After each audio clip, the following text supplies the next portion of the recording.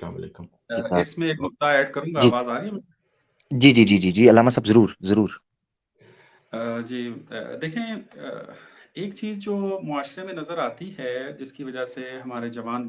جو ہیں وہ پریشان نظر آتے ہیں، وہ یہ ہے کہ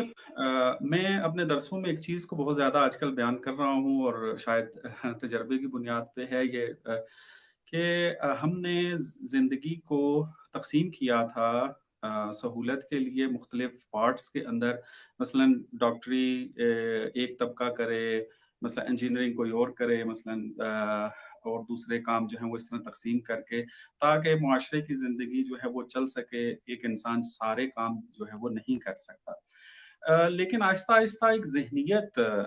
بن گئی معاشرے کے اندر کہ دین کا سیکھنا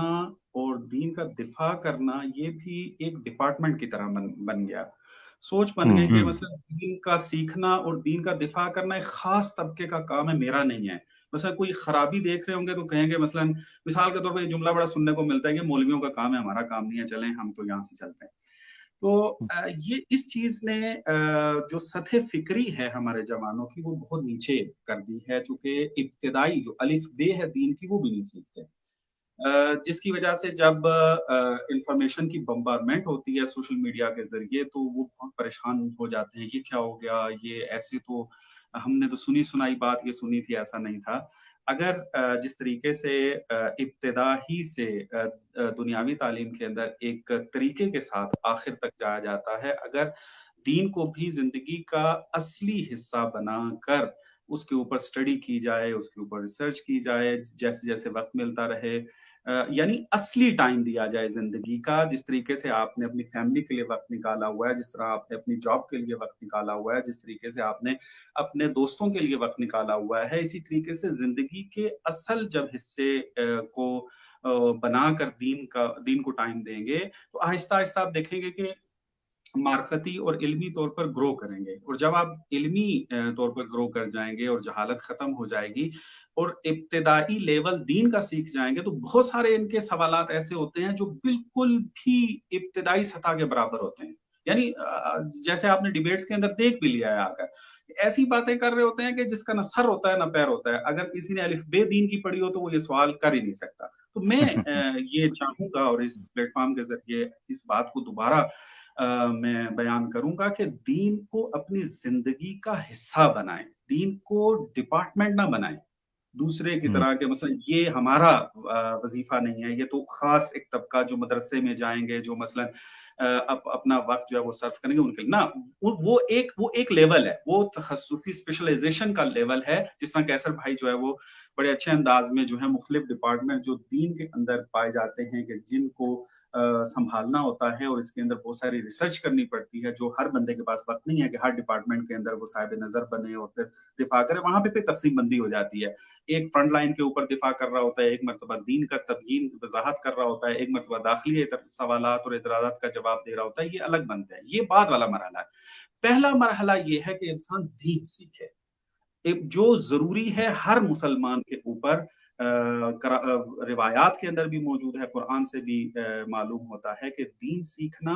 ہر انسان کے اوپر بات، جب یہ کرنا شروع ہو جائیں گے تو پریشانی دور ہو جائے گی۔ پریشانی اس وجہ سے ہے کہ دین کو زندگی کے اندر سے نکال دیا گیا ہے اور دوسروں کی ذمہ داری بنا دی گئی ہے۔ میرا خیال ہے کہ اگر یہ کام کریں تو ہمارا جوان زیادہ زبردست۔ پریشان نہیں۔ دوسرا یہ ہے کہ جو ماہرین کام کر رہے ہیں ان کی طرف جو ہے وہ توجہ رکھیں۔ آپ کو پتا ہونا چاہیے کہ دین کا دفاع کون کر رہا ہے، دین کی وضاحت کون کر رہا ہے، کتابیں کون سی لکھی جا رہی ہیں، یہ اس طرح کا جو ہے انفارمیشن پروگراموں کے اندر شرکت رکھیں تو میرا خیال ہے کوئی مشکل پیش نہیں آئے گی۔ ماشاء اللہ، زبردست زبردست۔ حضرت جو نقطہ آپ نے رکھا ہے اس اعتبار سے کہ سارا مسئلہ ہی اس بنیاد کے اوپر ہے کہ دین کا نالج نہیں، یہ اتنا اہم نقطہ ہے کہ اگر ہر کوئی تھوڑا تھوڑا اپنے گریبان میں جھانک کر دیکھے کہ وہ جن جگہوں پر پریشان ہے اس کی وجہ کیا خارج میں ہے یا اس کے داخل کے اندر ہے، داخلی وہ انتشار ہے یا اضطراب ہے لا علمی کا یا علمی دیوالیہ پن کا، جس کی بنیاد کے اوپر اشکال جڑ پکڑتے ہیں اور زیادہ بھیانک شکل میں نظر آتے ہیں۔ اس میں کوئی شک نہیں کہ علماء پر بھی وساوس کا اور شکوک اور شبہات کا اور اشتباہات کا اور احتمالات کا اور اوہام کا ایک حملہ بہرحال یہ ان کا بھی ایک امتحان ہے. جیسے ابن الجوزی نے لکھا ہے تلبیس ابلیس میں، علماء ہوتا ہے، مگر وہ زیادہ بھینکر اور زیادہ خوفناک اور زیادہ اثر انداز تبھی ہوتے ہیں، جس نقطے کی طرف علامہ صاحب نے اشارہ کیا کہ بنیادی طور پر کمزوری تو اندر ہوتی ہے. اس کو ایک مثال سے ایسے بھی سمجھیں